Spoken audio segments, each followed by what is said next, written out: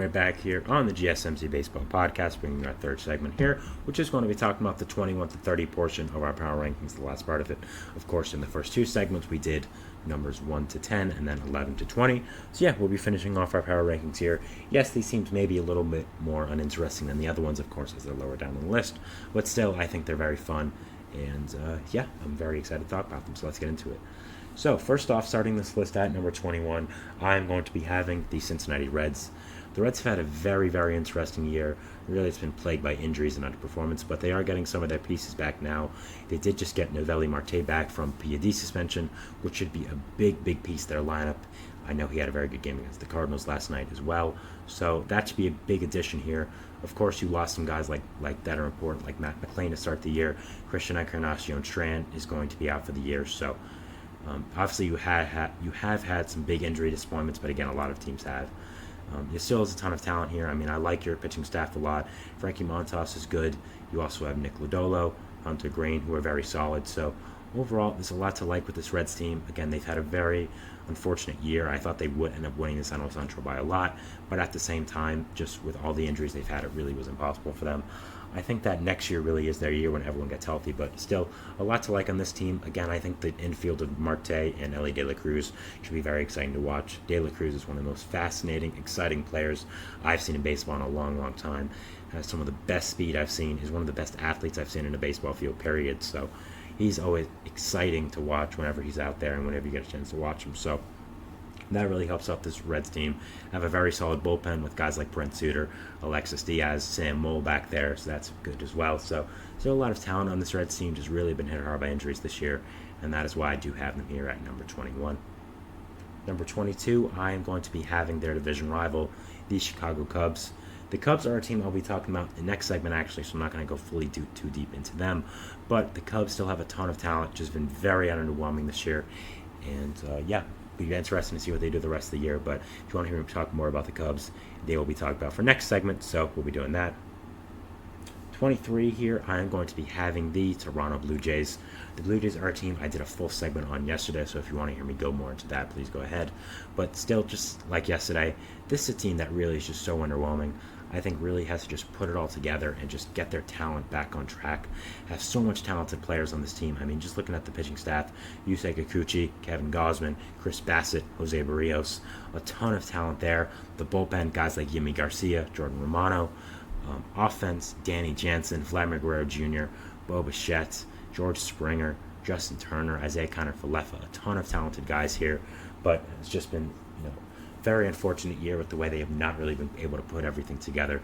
They caught up one of their top prospects, Aroldis Martinez, who immediately got popped for PEDs, so that was another big blow to this team, I think. So overall, just been very unfortunate for them this year. It's just been a team that really has not lived up to expectations, and I think is in need of a change, whether that's blowing it up, adding someone big, I don't know. It should be one of those things. I talked about it yesterday again, so if you want to see me go more into that, please go ahead. But yeah, this team is just very stagnant, I believe, needs a lot more changing. And overall, if I'm a Blue Jays fan, that's what I'm hoping for the rest of the year. Just something to change and this team to get some kind of boost in them. Whether it's bad or good, we'll have to see. 24 here, I'm going to be having the Detroit Tigers. Now, this is the last part. I'm going to say that for next one. The Tigers, they have a ton of talented players on this team. This pitching staff is absolutely outstanding. Tarek Skubal is probably the Cy Young leader in the AL right now. Did a segment on him as well over the week. Jack Flaherty has been amazing this year and is becoming one of the biggest trade pieces on the market. Reese Olson's had a great season.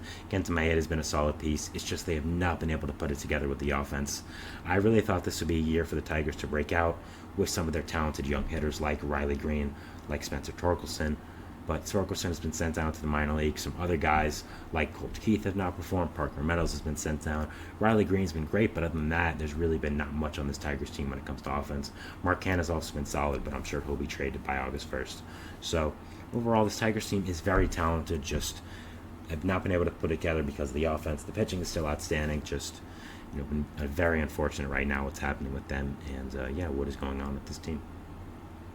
25 here, I'm going to be having the Washington Nationals. Now, the Nationals are the end of what I would consider good teams. Everyone below them is a team that I would not consider that good.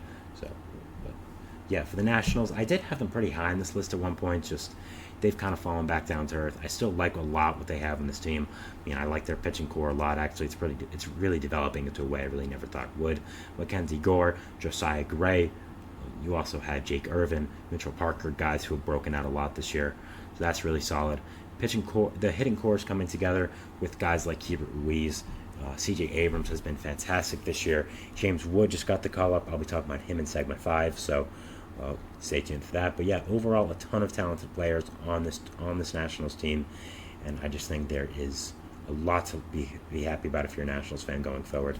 Again, maybe not going to put it together this year because the guys still need a little bit more seasoning at AAA, but at the same time are still a very talented group, an organization with a lot of future, and we'll be very excited to watch them, not really this year, but in the future. As a Mets fan, I am terrified of the potential they have with that offense. I mean, James Wood and Dylan Cruz are going to be monsters for years to come. Again, talk about it more in the last segment, but yeah, a ton of talent here for this Nationals team.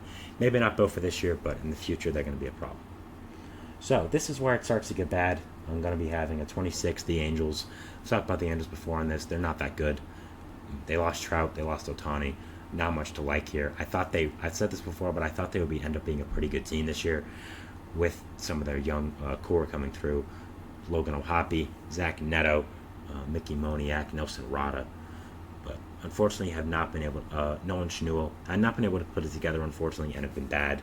I mean, after Trout went down, I figured they would be bad, but really did not think they would be this bad.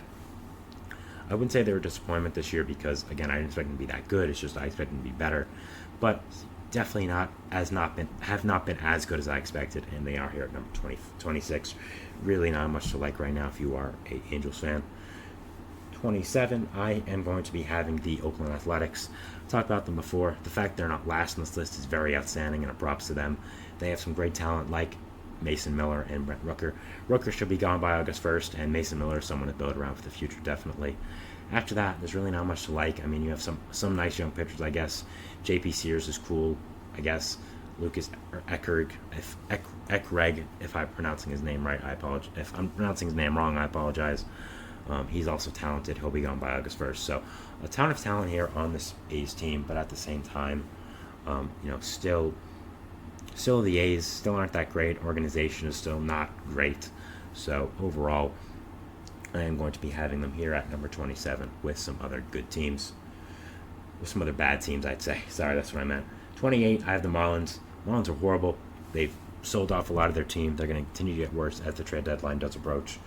They already traded Arise. I'm not going to be surprised they trade some other people as well. So overall, I think that this Marlins team is really, really horrible. Just an awful team and not really much to like here, and this is where it starts to get bad. 29 is the Rockies. They have Ryan McMahon. He's really good. So that's basically been my answer for them for a long time now. They are not good. I don't like what they're doing. They're not a good team. And I'm going to be having them at 29 here. And yeah, that's kind of it. Not that good. And overall, bad team. Finally, at 30, of course, is the worst team in baseball, the Chicago White Sox. No doubts here. They're going to have a really nice deadline, trading off a lot of their good players. There are a few good players like Garrett Crochet, Tommy Pham, Luis Robert potentially, Tanner Banks. You should also solve some of your relievers as well, like Michael Kopech. So, overall, White Sox suck. They're horrible. They're not a good team, and I do have them as the worst team in baseball this year. So far, I don't foresee that changing. So, just to recap our power rankings here. Number 1, Baltimore Orioles. Number 2, Philadelphia Phillies. Number 3, Cleveland Guardians. Number 4, Los Angeles Dodgers. Number 5, New York Yankees. Number 6, Seattle Mariners. Number 7, Minnesota Twins. Number 8, Milwaukee Brewers. Number 9, Kansas City Royals. Number 10, Atlanta Braves. Number 11, Houston Astros. Number 12, New York Mets. Number 13, San Diego Padres. Number 14, Boston Red Sox. Number 15, St. Louis Cardinals. Number 16, Tampa Bay Rays.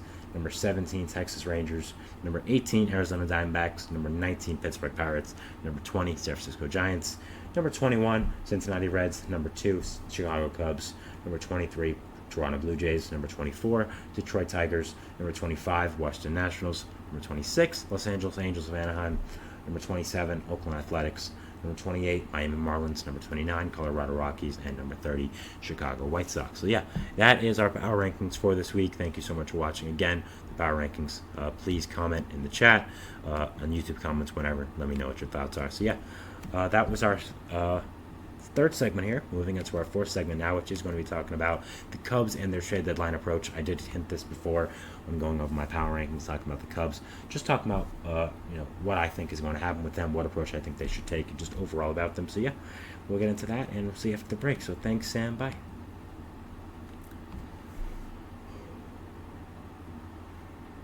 For the best and latest podcasts available anywhere, go to the podcast app on your cell phone and type in GSMC to access free content-rich podcasts on health and wellness, book reviews, sports, entertainment, relationships, social